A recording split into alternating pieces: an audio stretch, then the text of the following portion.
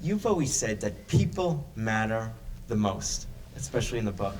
What are your strategies for selecting top leaders? You used to do this all the time for general officers, Yep. to civilians, interesting individuals, developing. We have many CEOs in this audience that can relate. Could you describe how you personally was successful in choosing top leaders? There are a lot of different aspects to it because there's the junior people and there's the senior people. Let's start with the junior people. And recruiting, for example. How do you be attractive to 17 and 18-year-olds as an institution? How do you deal with the fact that, I'm sorry to tell you, half of them are obese and not suitable to be in the military? Half of them don't meet our mental fitness standards. Then you get to tattoos and law enforcement and so a lot of things that go into getting those best people as recruits, and then making sure that they have a cleric or a coach or a principal or a teacher who can say to them, you ought to consider military service. Then you go all the way up to the top generals.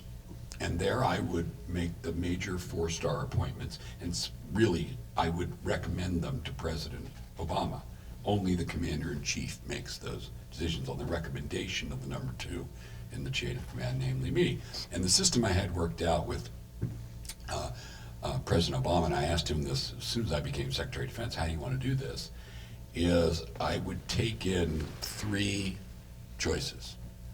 And I told him, I can do that because we got a deep bench here. We have so many good people. And I said, I'll bring you 3 people and I'll rank order them and say, you'll have some choice, but you'll know whom I'm recommending to you. And we did that again and again and again and again for all the senior appointments. He always chose my first choice, I'm happy to say.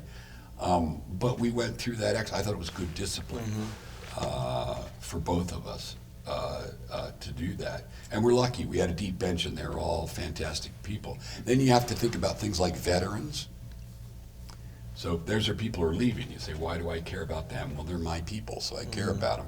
And also, if they do well, then people say, geez, the military is a good place to be from. It must be a good place to be. And so they'll join, either as officers or enlisted. There are a whole lot of things. And then I talked about women. I talked about geography. There are a lot of different aspects to it. The bottom line is we don't have a draft. It's an all-volunteer force. I get to get all these people to want to do it. And I've got to have the most qualified force in the world because that's how we stay the best in the world.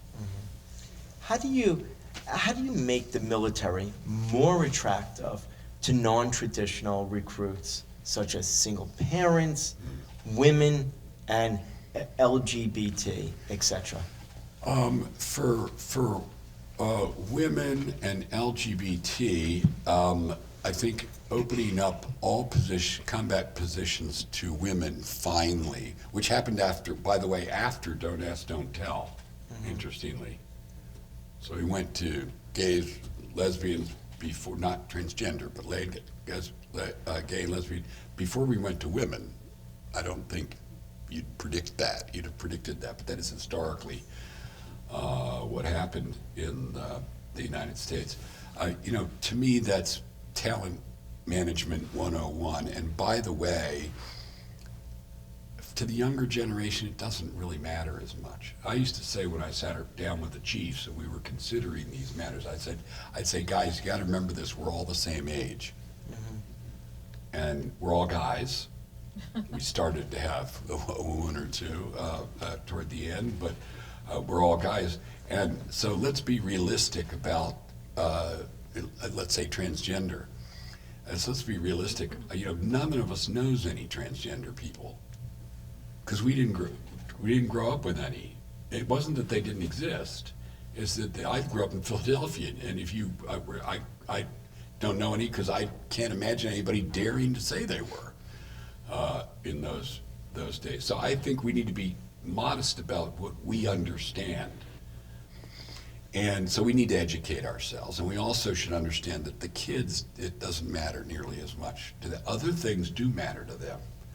And we need to be flexible within the limits of military qualification in dealing with other generations and recognizing they're not like us. They're not like me. I know that. And they're not going to be like Joe Dunford, the chairman of the Joint Chiefs of Staff. Joe and I are very similar. We're sort of guys, same rough age and experience, and that's not what 2 generations back is going to be like. So we need to stretch our minds a little bit.